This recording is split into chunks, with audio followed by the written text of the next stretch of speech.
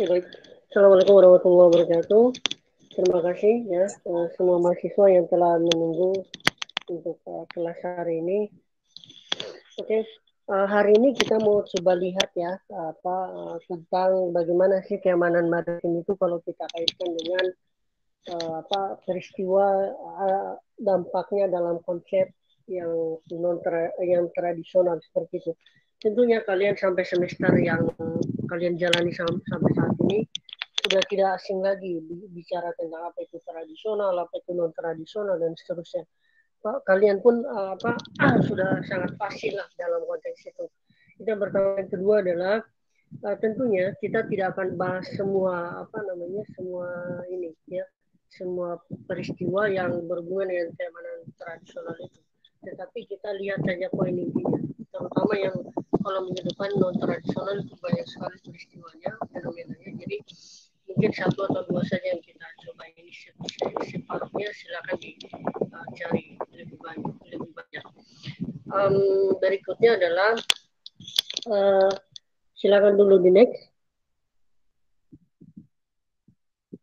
Nah, saya coba mengingatkan kembali ya bahwa ketika kita bicara keamanan ya, yang lalu belum sempat disinggung beberapa hal tentang yang materinya.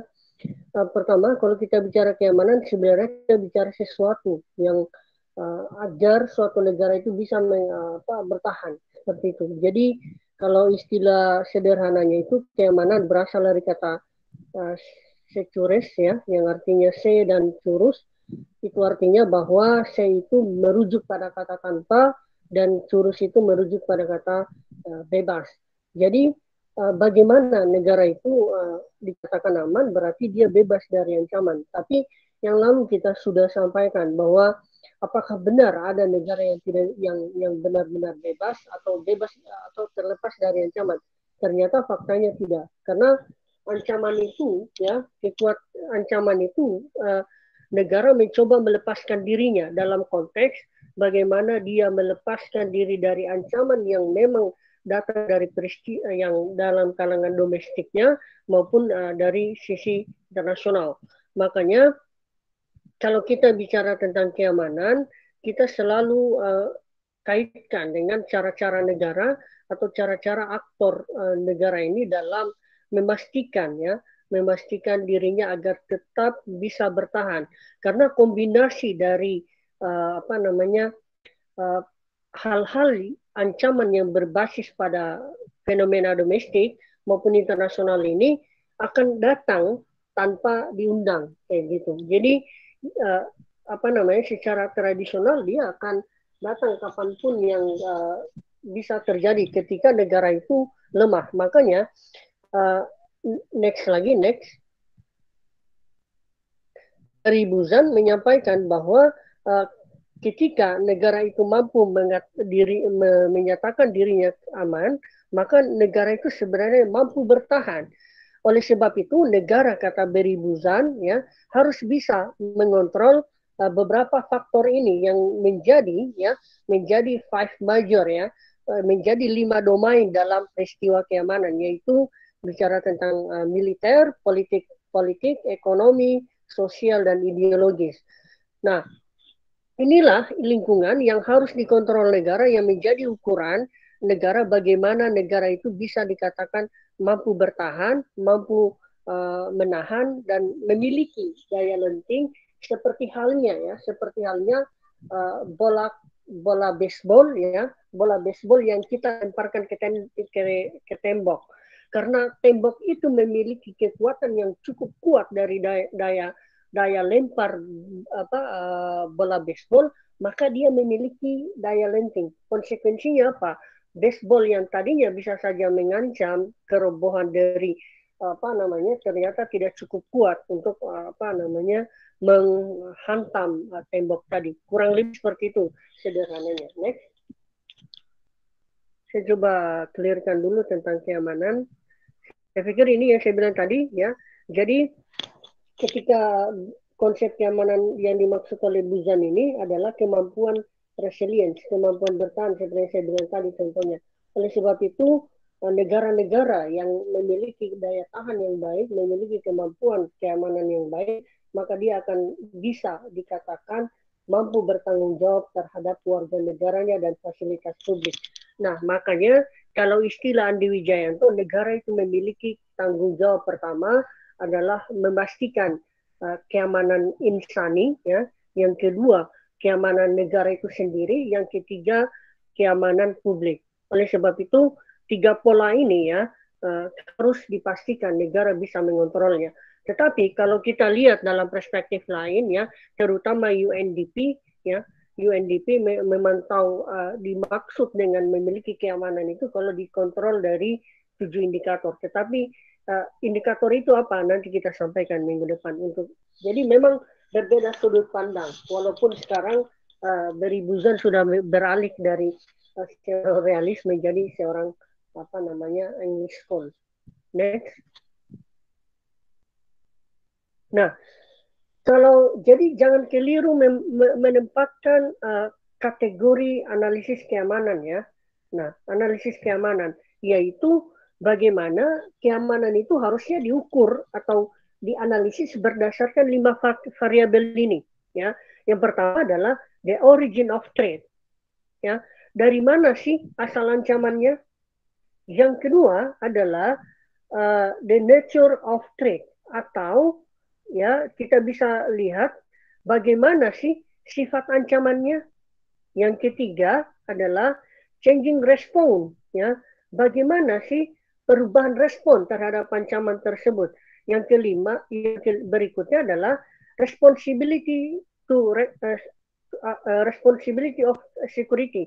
Jadi bagaimana tanggung jawab dari ancaman keamanan tersebut. Kalau misalkan the origin of threat, kita bicara tentang dari mana ancaman itu, oh dari dalam atau dari luar. Kalau kita bicara sifat ancamannya, kita bicara ukurannya ya. Apakah dia kuat, apakah dia lemah atau menghancurkan, memiliki kata cukup mengancam atau bagaimana, itu akan diukur secara kuantitatif.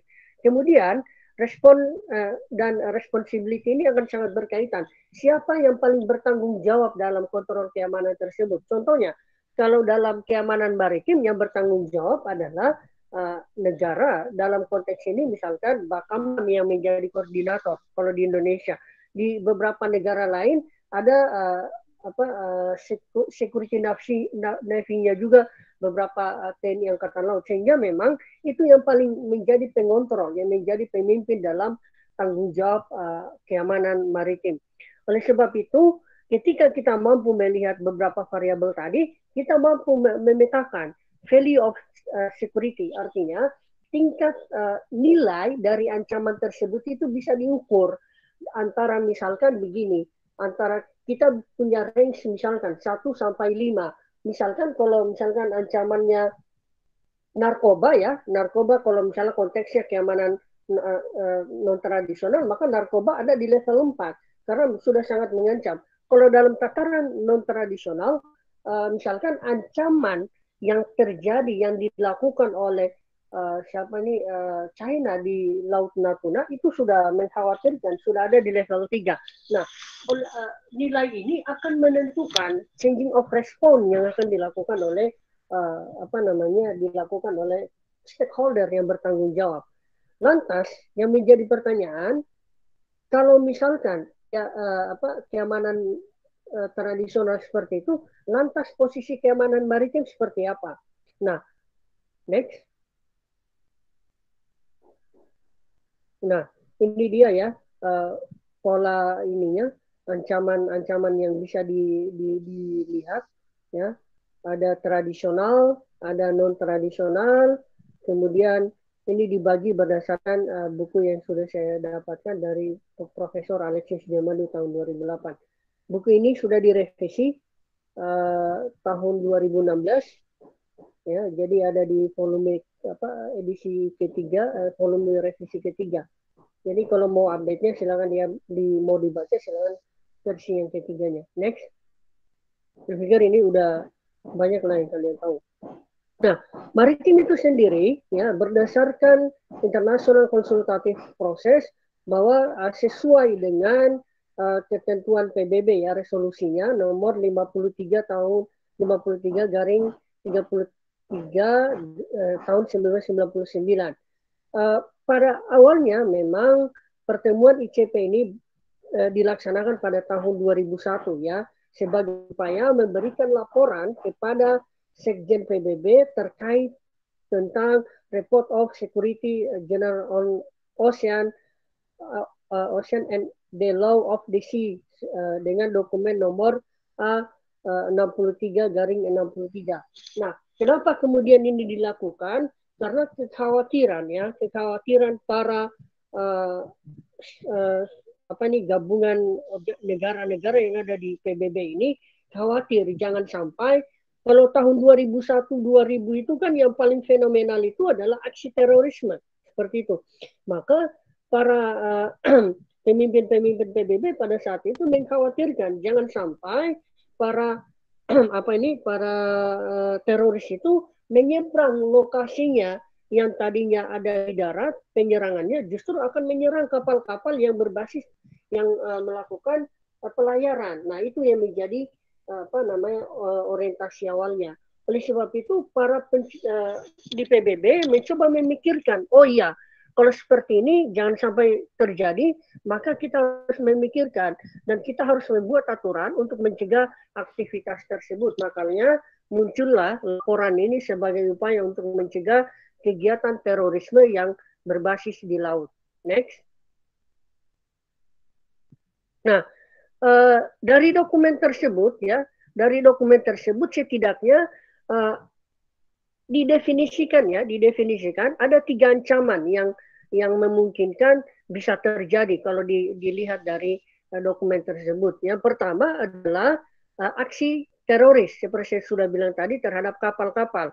Yang kedua adalah aksi pembajakan juga atau perompakan bersenjata yang dilakukan juga oleh para perompak, ya, piracy and armed robbery, robbery against the ship, ya. Yang ketiga adalah dikhawatirkan jangan sampai di laut itu justru yang awalnya menjadi menjadi katalisator untuk terjadinya perdagangan internasional dan memudahkan perdagangan internasional justru menjadi lalu lintas peredaran narkoba yang lebih masif. Faktanya misalkan ya Indonesia menjadi salah satu korban dari hal tersebut karena 80% ya dari 6 juta 6 juta penderita penderita narkotika yang ada di Indonesia, narkotika itu 80% masuk melalui laut. Nah, ini yang menjadi kekhawatiran itu. Next. Ternyata ada aturan lain, ya. Nah, aturan lain kemudian IMO menyampaikan bahwa ketika kita bicara keamanan maritim, kita bicara 2 hal, yaitu yang pertama adalah maritim itu berorientasi security dan maritim itu berorientasi pada safety. Maritim security merujuk pada segala sesuatu yang bersifat keamanan, sedangkan safety merujuk pada penafsiran yang berhubungan dengan human error dan standarisasi dan perilaku manusia yang dalam pelayaran seperti itu. Next. Nah, menurut aturan ya, menurut yang telah disampaikan oleh PBB bahwa maritim security itu ya terbagi atas beberapa fakta ya. Ada beberapa topik yang menjadi tanggung jawab atau yang menjadi domain dari keamanan maritim itu sendiri. Yang pertama adalah international and national peace and security. Nah, ini bicara tentang berhubungan juga dengan poin yang kedua, yaitu sovereignty, territorial integrity, dan political independence. Jadi 2 poin ini berhubungan dengan bagaimana ya negara memastikan ya kedaulatannya, teritorialnya, kemudian politik interdependensi, ketergantungan politik antar negara baik dalam konteks menciptakan perdamaian dalam level nasional maupun internasional, negara-negara tersebut akan saling bersinergi dalam menciptakan kedamaian seperti itu. Jadi sovereignty yang menjadi batas-batas kedaulatan itu tidak menjadi fondasi dan juga tidak menjadi penyebab negara-negara untuk saling berkonflik. Makanya negara-negara diupayakan untuk selalu berdialog untuk bisa mengontrol hal-hal yang mungkin saja berbeda. Karena terjemahan-terjemahan yang berbasis laut ini kan berbeda ukurannya. Contohnya, kalau kita ukur tanah itu kan sudah jelas ya, berbeda dengan kita ukur laut. Karena kalau kita ukur laut yang terutama berhubungan dengan batas laut yang ada di laut itu kan kita bicara tentang oceanografi, hidrologi, arkeologi, ya. Jadi kita bicara hukum laut, jadi akan sangat rumit. Makanya PBB pastikanlah bahwa ketika kalian melakukan semacam negosiasi yang berhubungan dengan keamanan laut ini, maka kalian harus bisa menciptakan peace dan security itu dengan berbasis pada komunikasi. Kemudian karena di laut itu adalah salah satunya berhubungan dengan komunikasi, maka keamanan laut juga bicara dengan security of the sea lines of communication. Anda bisa tahu kan bahwa kabel laut, kabel yang ada di bawah dasar laut itu menjadi salah satu bagian dari komunikasi internasional. Jadi bayangkan kalau misalkan kabel itu putus, berapa triliun akan rugi. Ini pernah terjadi di laut perbatasan antara India dengan Pakistan kalau nggak salah, di mana pemutusan kabel itu menjadikan konsekuensi hubungan ekonomi antar kedua negara. Jadi hampir semua kabel-kabel komunikasi itu standarnya memang dibuat ya, ditanam di dasar laut karena memang tidak mungkin kabel-kabel itu ada di udara karena pastikan akan akan mengganggu proses penerbangan. Berikutnya adalah security protection from crime at the sea. Ini saya kira jelas. Jadi security ketika kita bicara keamanan maritim, kita bicara tentang bagaimana negara atau aktor-aktor supranasional mampu mengamankan segala kejahatan-kejahatan kriminal yang ada di laut. Apa yang dimaksud dengan kejahatan kriminal? Yaitu kejahatan-kejahatan yang berpotensi mengancam kedaulatan, mengancam pelayaran seperti itu. Dan yang terakhir adalah resources of security, access to resources and at the sea today cyber. Jadi diupayakan bahwa sumber daya yang ada di keamanan maritim itu adalah sebagai upaya yang bisa dikontrol dengan baik. Contohnya memang kan makanya ada hukum laut yang memang mengatur kekuasaan dan kepemilikan suatu negara dengan baik. Contohnya 12 mil garis pantai itu adalah hak kedaulatan, setelah itu 24 mil ke atas menjadi zona ekonomi eksklusif, setelah itu zona bebas. Nah, resources di setiap laut, batasan laut itu memiliki konsekuensi dan konsekuensi itu berhubungan dengan ketersediaan sumber daya alam. Dan di laut bebas memang terkadang banyak sekali sumber daya alam dan di zona ekonomi eksklusif. Dan kebanyakan negara berkonflik karena berhubungan dengan resources yang ada di zona ekonomi eksklusif. Di antaranya apa yang terjadi antara Indonesia dengan Malaysia. Indonesia dengan Vietnam konflik bicara tentang wilayah kontinentalnya. Tapi itulah yang namanya laut. Karena laut itu batuannya selalu bergeser, maka wilayahnya juga bergeser. Ini bicara oceanografi, bicara hidrologi, bicara arkeologi, bicara tentang hukum, bicara tentang bicara tentang ilmu energi, sehingga memang negara memiliki dinamika yang kompleks ketika mampu mengurusi laut. Maka yang saya pernah bilang waktu itu barangkali negara yang mau mengelola laut dan mengharapkan hasil devisanya dari laut, maka konsekuensinya dia harus memiliki banyak uang. Karena membangun laut itu dan memanfaatkan akses laut itu butuh banyak sumber daya, baik sumber daya manusia maupun sumber daya keuangan. Apalagi misalkan negara-negara yang memang sudah berbasis sejak lahir, yaitu negara yang berbasis pada kepulauan, seperti contohnya Indonesia. Seperti itu. Next.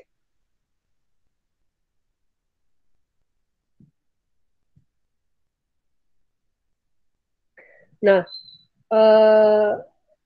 kalau definisi saya pikir di ini aja, di next saja, ya.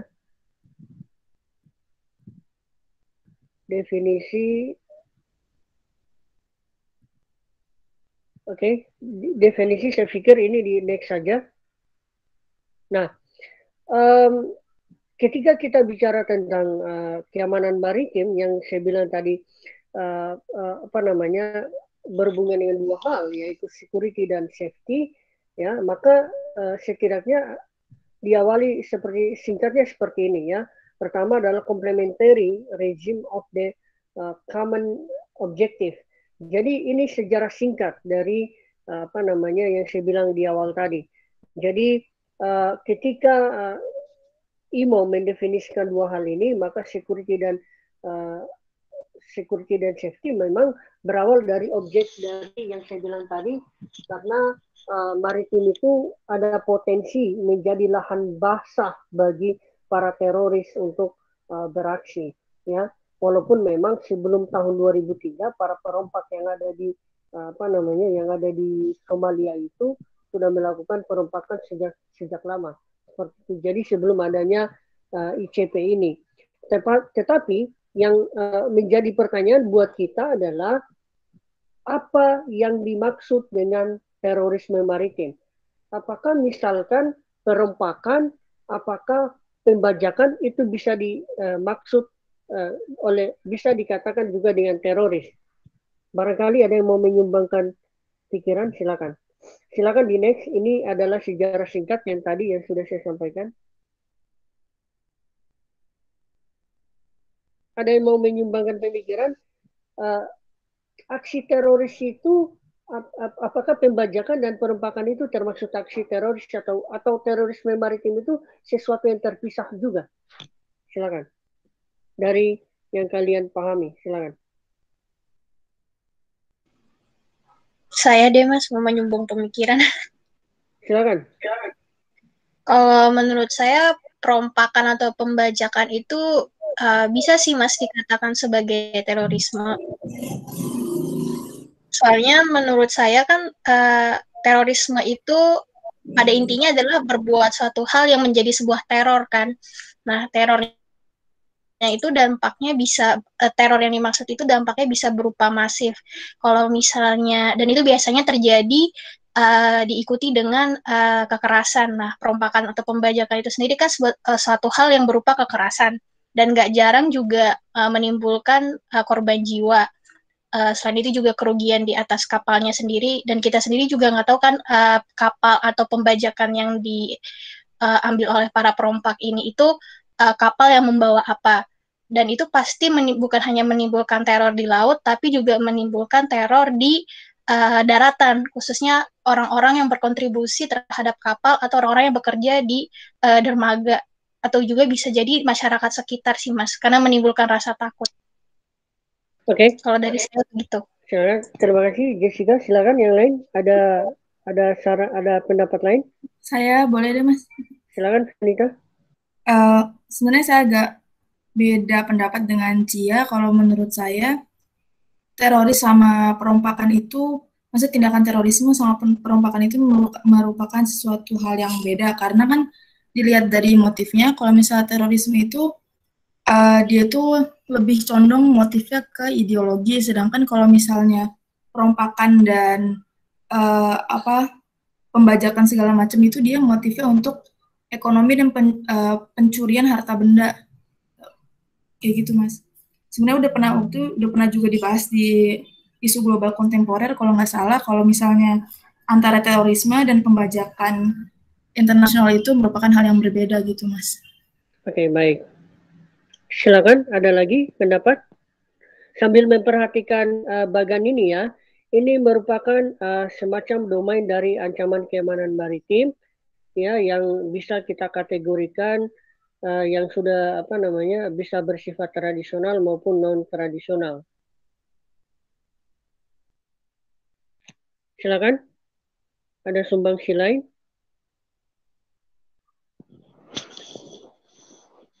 Izin masuk, Mas. Silakan. Ya, kalau saya ini aja sih sebagai penyambung dari Cia dan tadi, kalau yang menurut saya ya, perompakan itu jadi satu metode buat si terorisnya itu sih, buat kayak gimana caranya perompakan itu misalnya mereka nge-hijack suatu kapal dagang atau apa terus minta tebusan dan uang tebusannya itu buat membiayai kegiatan-kegiatan mereka kayak misalnya uh, di Filipina Selatan itu yang Moro itu mereka kan melakukan pembajakan kapal-kapal niaga gitu kan dan uang hasil perompakan atau misalnya sandera dari awak kapal tersebut kan digunakan untuk kayak membiayai operasi-operasi mereka. Jadi kalau menurut saya sih perompakan atau kayak kejahatan di laut itu yang bisa dikategorikan sebagai perompakan atau itu sebagai metode atau sarana aja sih buat kelompok teroris untuk membiayai kegiatan mereka. Kalau dari saya gitu, Mas. Oke, baik. Ada lagi? Saya mau nambahin, Mas. Boleh? Silakan, Berli. Ya, jadi sebenarnya memang benar sempat dibahas juga kalau nggak salah dulu sama Mas Mansur kalau misalkan memang pembajakan atau perompakan dengan terorisme itu dua hal yang berbeda. Tapi memang benar ada titik tengah di mana bisa jadi bentuk terorisme itu adalah perompakan seperti yang di Filipina tadi di Moro itu mereka menggunakan perompakan itu sebagai wujud teror dan juga untuk mengumpulkan dana untuk kegiatan terorisme itu sendiri. Akan tetapi ada juga kegiatan perompakan yang memang benar-benar basic on ekonomi kayak di kepulauan kayak di Somalia misalnya. Itu kan sangat terkenal di sana banyak sekali perompak, pembajak dan sebagainya dan memang di sana itu motifnya bukan untuk terorisme ideologi tapi memang kepentingan ekonomi di mana para perompak-perompak Somalia ini tuh mengambil harta benda dari kapal yang mereka bajak gitu. Gitu sih, Mas. Oke. Jadi bisa terorisme tuh bentuknya bisa perompak, tapi perompakan itu belum tentu teroris. Oke, baik. Ada lagi? Ada, Mas, izin nambahin, Mas. Silakan. Ya, jadi kalau menurut saya sih apakah perompakan itu termasuk dalam terorisme itu sebenarnya tergantung ya. Basically terorisme sendiri merupakan sesuatu yang kompleks, sesuatu yang multifaktor gitu loh. Tadi Vio udah bilang tadi ada ada dasar ideologinya di situ. Namun kan juga ada faktor-faktor lainnya yang bisa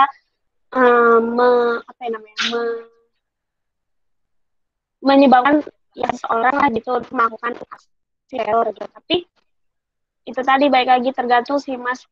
Kalau misalnya terorisme ini kan kalau dari yang saya baca kebanyakan mereka itu adalah karena mereka itu merasa bahwa mereka itu teralienasi atau terasing gitu dari masyarakat sehingga mereka istilahnya ingin menunjukkan eksistensi mereka gitu, ingin ingin dilihat sebagai bagian dari masyarakat gitu. Nah, sebenarnya kalau misalnya perorangan ini tadi memang ada motif seperti itu ya bisa dikatakan termasuk juga ke dalam terorisme. Tapi kalau misalnya motifnya hanya ekonomi, menurut saya sih bukan gitu Mas. Jadi menurut saya sih tergantung gitu karena konsep terorisme sendiri sebenarnya merupakan konsep yang kompleks dan multifaktor gitu. Oke, baik ya. Masih ada lagi atau cukup? Saya pikir cukup ya. Ya, kalau menurut saya ya kita harus berangkat pertama adalah berangkat. Jadi sebagai seorang yang belajar dan sedang mempelajari ya, kita harus pandai memetakan situasi seperti itu. termaksud dalam kajian teori.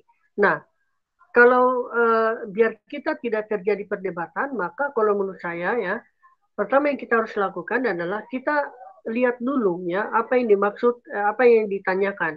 Nah, yang saya tanyakan tadi adalah apakah aksi terorisme, perompakan dan pembajakan itu termaksud terorisme. Nah, saya pikir apa yang disampaikan oleh siapa namanya si Jessica dan yang lainnya juga, saya pikir semuanya benar. Jadi setidaknya saya menyimpulkan begini, kalau mendefinisikan, kita lihat apa yang saya tanyakan tadi dari dua hal. Yang pertama dari terminologi, yang kedua dari motivasi. Seperti itu. Nah, kalau kita lihat dari terminologi, maka semuanya berangkat dari definisi.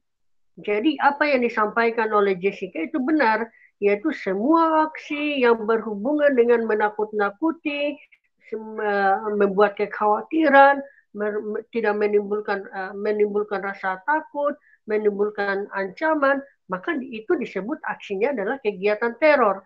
Orang yang melakukan aksinya disebut dengan teror, orangnya disebut dengan peneror, dan pemahaman yang melakukan aksi itu dengan kekerasan untuk mencapai tujuan disebut dengan aksi terorisme.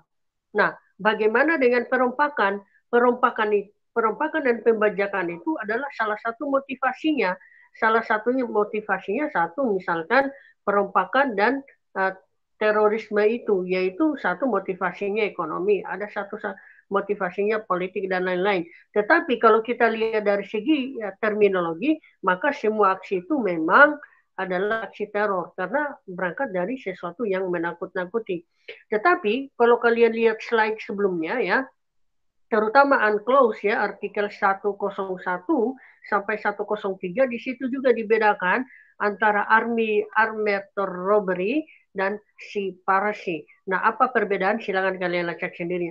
Kedua hal itu ya disebut dengan pembajakan dan perompakan itu sesuatu yang berbeda. Karena kedua aksi ini memiliki motivasi dan motif yang berbeda dalam setiap tindakannya. Ada yang bermotif ekonomi, ada yang memang bermotif politik. Seperti itu. Next. Jangan dulu. Nah, ini bagan ya atau semacam figurnya yang berhubungan dengan maritim security. Intinya banyak hal ya. Makanya kalau kita bicara tentang maritim security itu dia lebih kompleks. Dia menggabungkan antara paradigma sekuritisasi dengan paradigma desekuritisasi. Sehingga kompleksitasnya itu semakin banyak. Kasusnya bahkan lebih banyak dari keamanan yang bersifat di darat. Makanya di sini kita bicara tentang freedom and security of navigation, protection of human life and at sea, kemudian maritime trade and transport, ada juga marine resources, kemudian ada marine environment, kemudian ada ada compliance with national legislation and international law. Jadi memang ketika kita bicara maritime security ya, fenomena-fenomena yang include di dalamnya itu adalah kombinasi banyak hal. Ada ilmu kelautan, ada ilmu lingkungan, ada ilmu hidrografi, ada ilmu geografi, ada ilmu hukum, ada hubungan internasional, ada politik, ada ekonomi. Jadi memang lebih kompleks daripada isu-isu lain yang bersifat keamanan. Seperti itu. Next.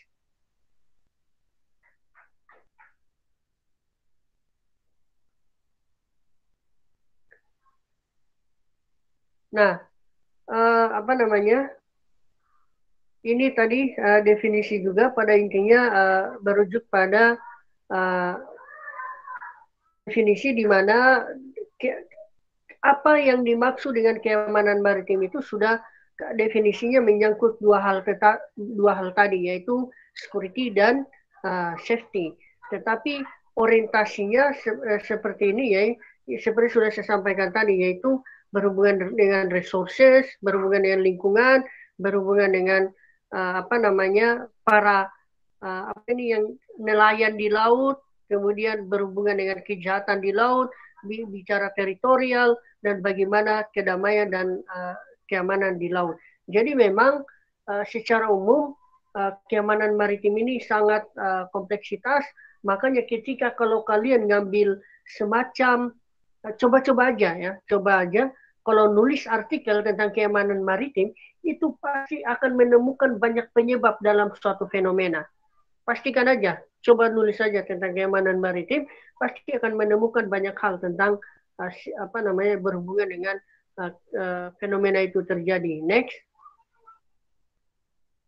Nah, ini menurut Burger ya, si Burger, tentang apa sih itu maritime security kalau kita bagi dalam konteks aksinya. Nah, menurut kalian dari pola ini, menurut Burger ini, mana yang keamanan tradisional dan non tradisional?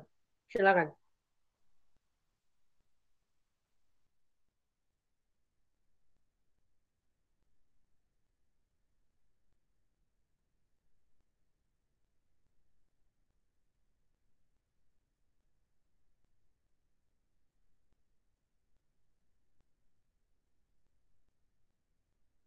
Amelia, mana di sini dari bagan ini yang termaksud keamanan tradisional?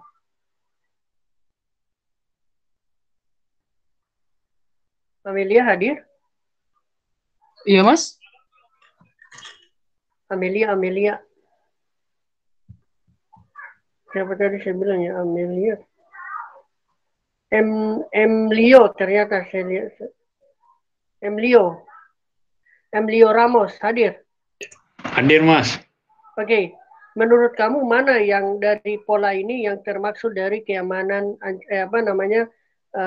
ancamannya itu bersifat tradisional?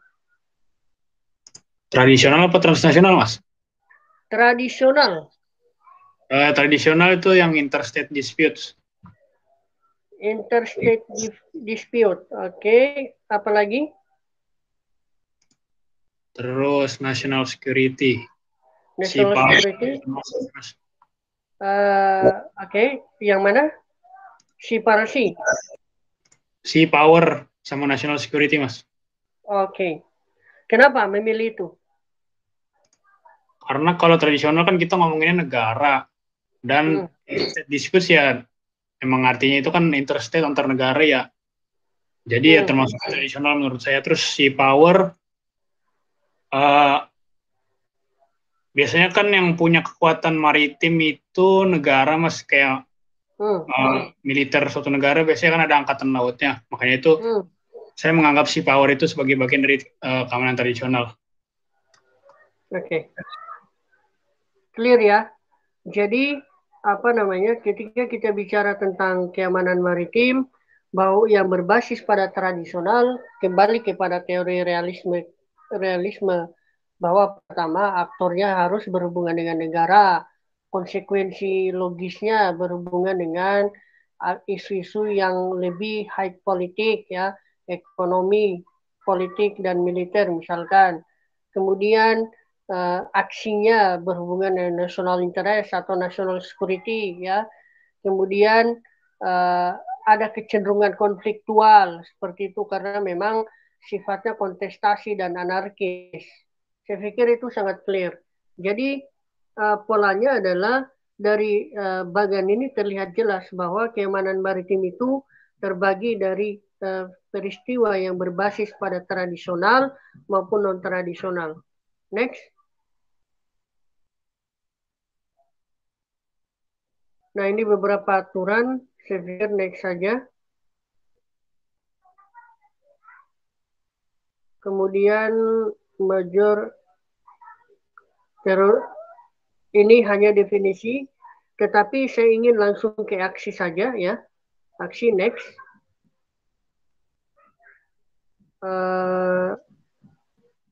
Unclose tentang ini semacam aturan ya tentang bagaimana keamanan maritim itu dalam sebuah teritorial, terutama misalkan ini bendera negara ketika mau dia pelayaran dan seterusnya. Saya pikir ini kita mau langsung lihat praktikalnya dalam konteks apa sih ini ya, beberapa siklus bagaimana negara menggunakan laut dalam konteks keamanan laut ya. Jadi beberapa negara menjadikan alur-alur laut sebagai fondasi transnasional untuk bisa mengelilingi atau berkomunikasi dan bahkan bertransformasi untuk bisa menjadikan lahan pelayaran agar bisa mensupport kegiatan ekonomi dan politik mereka. Next ada yang menjadi contoh yang saya coba simulasikan ini bagaimana negara-negara ya, bagaimana negara-negara mencoba melakukan pelayaran ya, tentunya ini berhubungan dengan berbagai jenis kepentingan politik, ekonomi dan militer. Setiap negara akan memanfaatkan, tetapi walaupun garis biru ini adalah sebuah pelayaran tertentu, baik pelayaran berbasis pada pelayaran militer, pelayaran yang berbasis pada ekonomi maupun pelayaran yang berbasis pada pariwisata ya. Ini tentunya harus berhubungan dengan pemahaman ya, pemahaman dari teritorial. Kan tadi salah satu bagian dari keamanan maritim itu memahami sovereign ya dan teritori. Makanya memahami integritas suatu wilayah itu harus dihargai. Bagaimana? Ya mereka harus memiliki kapal, memiliki bendera kapal, memiliki surat-surat yang lengkap dan memahami alur laut. Ya, contohnya Indonesia alur lautnya ada 3. Seberapa kapan dia boleh masuk di alur laut tersebut? Tentunya mereka yang berlayar ini harus memiliki izin yang lengkap karena walaupun ya alur laut itu sudah menjadi wilayah internasional, tetapi karena di situ ada semacam legitimasi negara dan hak teritori negara, maka negara masih memiliki kekuasaan, memiliki dominasi untuk bisa mengontrol laut itu walaupun memang secara hukum telah dicetuskan atau termaktub juga dalam UNCLOS. Tetapi kembali bahwa hukum nasional itu lebih tinggi daripada hukum internasional karena praktikalnya ada di level nasional. Next. Nah, saya coba mencontohkan tentang bagaimana seorang ahli ya, M.C. Dougall menyatakan bahwa kekuatan maritim memiliki efek yang menentukan domain politik dan perang internasional di masa depan. Nah, ini tentunya tidak lepas dari juga pendapat-pendapat sebelumnya seperti Alfred Mahan, kemudian Mackinder dan lain-lain. Kalau kalian pasti sudah diajarkan oleh Pak Adi tentang bagaimana geopolitik dan geostrategi. Nah, saya coba contohkan di sini ya. Saat Perang Dingin, Amerika Serikat dapat memfokuskan sebagian besar upayanya pada satu negara, ya. Tetapi sekarang ya kalian tahu bagaimana dinamika ya dan kompleksitas keamanan maritim itu begitu luas. Oleh sebab itu Amerika tidak lagi menjadi satu-satunya aktor yang mampu menjadikan dirinya sebagai hegemon. Dinamika ancaman yang katanya Amerika adalah negara yang cukup luas, yang cukup kuat, ternyata faktanya di lapangan ya bisa terjadi bom WTC. Itu membuktikan bahwa sekuat-kuatnya Amerika ada kelemahannya. Makanya kembali pada definisi awal bahwa keamanan itu akan sangat sulit untuk diciptakan secara memang bebas, pure bebas, artinya tanpa ada ancaman sedikit pun. Faktanya adalah Amerika yang begitu kuat ternyata bisa dihantam di gedung yang menjadi pusat perbelanjaan dunia. Next. Nah, kalau kita bicara tentang national security ya, ini saya coba ambil punya Amerika ya. Setidaknya kita mau mengetahui ya tentang 3 hal. Yang pertama, kita mau tahu tentang ancaman maritimnya. Yang kedua ya, kita mau tahu target capaiannya seperti apa. Yang ketiga, kita mau tahu aksi strategisnya seperti apa. Next. Nah, ini ancaman maritimnya apa sih yang dihadapi Amerika? Misalkan di sini ada ancaman non-state, ya, ada ancaman teroris, kemudian ada ancaman kriminal, kemudian ada ancaman kerusakan lingkungan, dan tentunya salah satunya juga ancaman imigrasi. Nah, semua ancaman ini harus difasilitasi, harus harus diselesaikan oleh Amerika, karena sebagai negara yang memiliki kemampuan yang besar, maka negara tersebut harus mampu menyelesaikan masalah juga dengan besar, karena semakin besar suatu negara, maka semakin besar pula potensi ancaman yang akan dihadapi. Coba next. Nah, lihat di sini, ya, bagaimana Amerika Serikat mampu, ya, menjadikan target keamanan maritim di Amerika Serikat tersebut sebagai upaya untuk diselesaikan. Misalkan, ya, target apa yang pengen dicapai, yaitu yang pertama misalkan mencegah serangan teroris, kriminal, dan serangan musuh. Apa yang bisa dilakukan? Ya udah, memperkuat pertahanan dan keamanan. Yang kedua, misalkan menjaga wilayah maritim, penduduk dan infrastruktur penting. Yang ketiga, mengurangi kerusakan dan mempercepat proses pemulihan lingkungan, misalkan. Kemudian yang keempat adalah menjaga lautan dari sumber dayanya. Nah, inilah target-target yang dilakukan oleh Amerika. Siapa yang bisa melakukan ini? Tentunya adalah berbasis pada kolaborasi. Nah, bagaimana melakukan aksi, ya, bagaimana menjaga kegiatan kriminal, bagaimana menjaga sumber daya lautnya, bagaimana berkolaborasi agar penduduknya aman berlayar. Tentunya Amerika memiliki banyak upaya-upaya komprehensif agar setiap negara, ya, bukan hanya penduduknya, setiap negara yang mau berselancar ke Amerika memiliki keamanan dan kenyamanan tersendiri, sehingga Amerika adalah tempat yang nyaman dan aman untuk dikunjungi. Seperti itu. Next. Nah, apa tantangan di masa kini yang dihadapi Amerika? Yang pertama tentunya seperti saya bilang tadi, walaupun Amerika adalah sebagai negara yang besar, tentunya tidak lepas juga dari tantangan anggaran. Karena negara yang besar adalah tantangan paling besarnya juga adalah anggaran. Contohnya Indonesia, Amerika pasti memiliki hal yang sama. Yang kedua adalah kemungkinan adanya sekutu, ya. Kemungkinan adanya sekutu terutama dalam hal perimbangan kekuatan yang berubah. Nah, hari ini dinamika sistem internasional yang multilateral dan ancaman yang terus berubah, terutama adanya ancaman-ancaman dari negara lain, maka aliansi antara satu dengan yang lain itu bisa saja berubah. Kenapa ini berubah?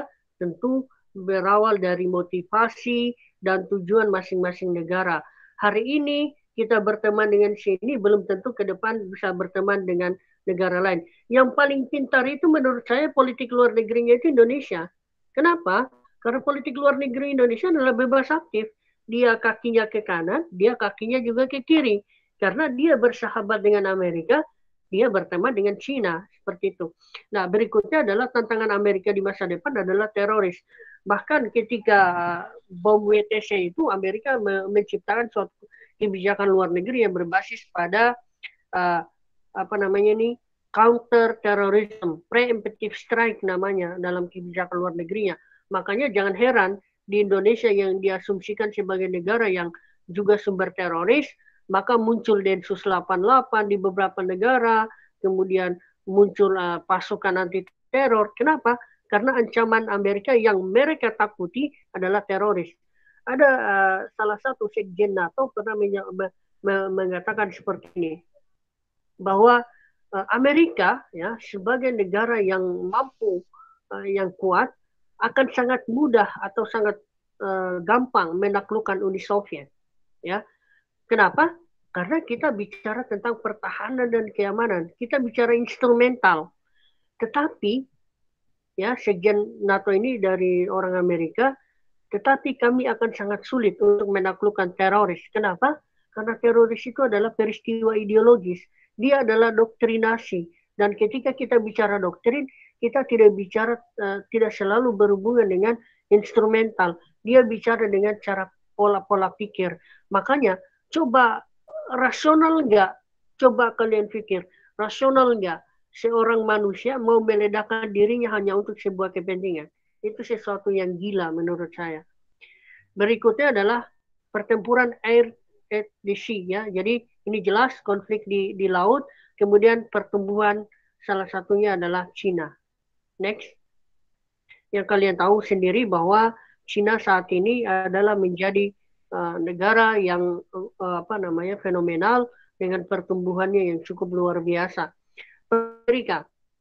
Nah, Amerika kan sebagai sebuah negara, ya, yang kalian tahu sendiri sebagai polisi dunia. Makanya jangan heran, hampir di semua organisasi, hampir di semua kerjasama ada Amerika. Karena memang dia mengklaim dirinya sebagai polisi global dan polisi dunia. Oleh sebab itu, hal-hal yang menyangkut ekonomi, hal-hal yang menyangkut militer, terutama juga yang menyangkut keamanan maritim ini, Amerika selalu terlibat seperti itu. Berikutnya adalah Amerika selalu ikut serta dalam permasalahan militer maupun ekonominya di berbagai wilayah Asia, Eropa, dan lainnya. Kembali kepada poin pertama tadi, bahwa Amerika selalu mencari mitra dimanapun dia berada. Eropa, Asia, Afrika, bahkan Amerika Latin, bahkan juga masih menjadi mitra dia. Kenapa? Semakin barangkali, kembali kalau kalian masih ingat materi saya yang dulu, bahwa salah satu sifat sosial negara adalah dia harus hidup berdampingan dan dia harus memiliki banyak teman. Karena banyak teman kan banyak rezeki katanya, seperti itu. Jadi dan banyak teman itu membuka peluang untuk melakukan kerjasama dan untuk memuluskan kepentingan. Makanya Amerika Serikat selalu mencoba untuk menyelesaikan persoalan-persoalan ekonomi, militer, dan lain-lain. Coba bayangkan konflik yang ada di Natuna Utara, apa hubungannya dengan Amerika? Coba antara Indonesia dengan Cina. Tetapi kenapa Amerika sampai mau mendukung Indonesia? Nah, itu yang menjadi tanda tanya. Karena memang Amerika selalu memiliki kepentingan di balik semua tindakan seperti itu. Kemudian menyerukan upaya untuk melakukan sekutu dan aliansi terhadap tindakan-tindakan yang bersifat militer. Karena berubahnya situasi ini menuntut negara harus bisa memetakan seperti yang saya bilang tadi, changing of response, value of trade, the original of trade, dan lain-lain. Itulah yang kemudian barangkali digunakan oleh Amerika agar bisa memastikan negaranya adalah negara yang aman, negaranya adalah negara yang nyaman, terutama dalam konteks maritim. Nah, di sini juga ada negara-negara kuat lainnya, ya, di mana Jerman, kalian tahu bagaimana kekuatan maritimnya, Rusia, ya, membangun ancaman armada militernya juga. Hal ini juga harus difikirkan selain memikirkan negara-negara seperti Cina dan Indonesia dan terutama beberapa negara lain. Next. Nah, ini ada Amerika Serikat versus China, ya, yang mendadak yang selalu, ya, mengubah pangkalan militernya, ya, yang selalu bersitegang dengan Amerika lah, terutama di kawasan kan kebijakan Amerika Serikat itu pivot to Asia, sementara Asia di ini ada dua, ada Cina dan Jepang. Jepang adalah aliansi Amerika dan Cina berdiri sendiri.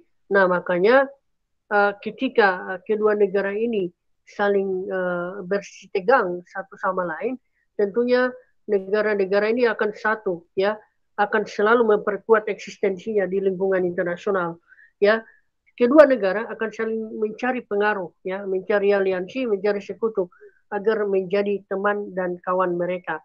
Berikutnya adalah memiliki perekonomian yang maju. Ya, Cina saat ini sudah menjadi negara yang mampu mengejar Amerika dalam konteks itu, sehingga ekonomi yang maju ini berkonsekuensi pada kemampuan militernya. Bahkan tahun 2014 yang lalu, ya, anggaran militer Cina itu hampir setara dengan APBN Indonesia. Itu faktanya bahwa China sudah sedang memburu Amerika sebagai negara yang kuat. Ancaman Amerika kepada China sudah tidak ditakuti lagi. China justru menjawab dengan nada-nada agresif. Artinya bahwa China adalah negara yang siap bertempur, walaupun memang kalau kita hitung kalkulatif, ini tergantung lagi bagaimana pola kepemimpinan masing-masing dalam merumuskan kebijakan luar negeri dan orientasi dan implementasi kebijakan luar negeri tersebut. Apakah lebih mendominasi dengan menggunakan diplomasi activity atau lebih menggunakan pola military projection? Masih ada next? Oh, habis. Saya pikir itu penyampaian dari saya. Sebelum tanya jawab, ada yang pernah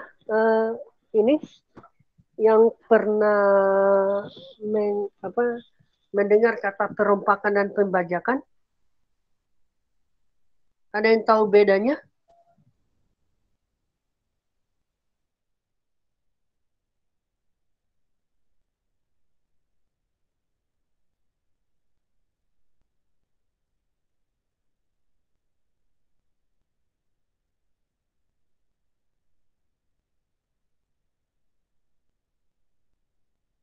Untuk melihat itu, silakan lihat bukunya James Kraska, ya, di 2011, ya. Di situ ada definisinya, terutama bicara tentang armed robbery dan parsi, terutama di pasal 101 sampai 103 bicara tentang unclose. Itu penyampaian dari saya. Silakan kalau ada pertanyaan.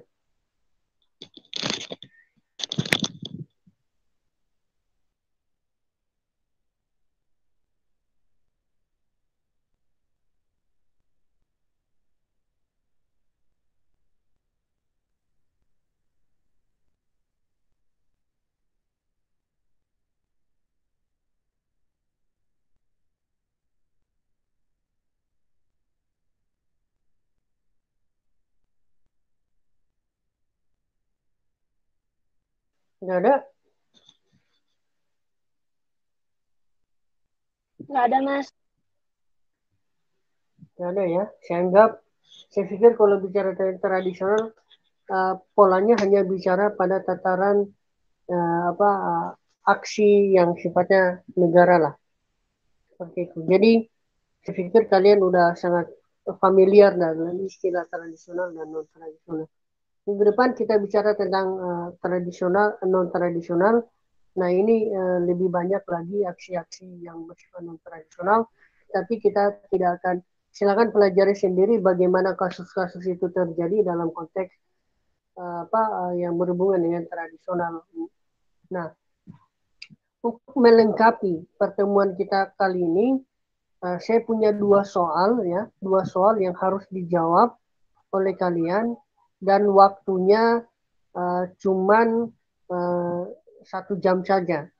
Jadi dikumpulkan pukul 18.00 melalui Google Drive ke ketua kelas. Cila melalui Google Drive ke Cila ya. Untuk Mas. Cila dibantu ya. Oke, Mas. Dikumpulkan ke Cila pukul 18.00. Nah, apa pertanyaannya? Langsung dimulai pasca kelas ini selesai. Nanti pertanyaannya saya upload di grup WA. Saya pikir itu pembahasan kita tentang keamanan maritim yang berbasis pada tradisional. Sampai bertemu lagi di pertemuan minggu depan terkait keamanan non tradisionalnya. Demikian, Assalamualaikum warahmatullahi wabarakatuh. Waalaikumsalam warahmatullahi wabarakatuh. Terima kasih, Terima Mas. kasih banyak ya, Mas. Kasih, Mas. Kasih banyak, Mas. Sama-sama.